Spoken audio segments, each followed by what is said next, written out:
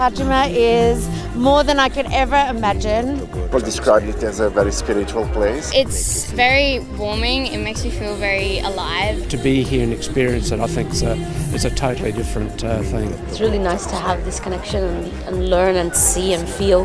That's what it's about, feeling something. It's witnessing the art, it's hearing a talk, it's doing a workshop. Right in the heart, it's just beautiful.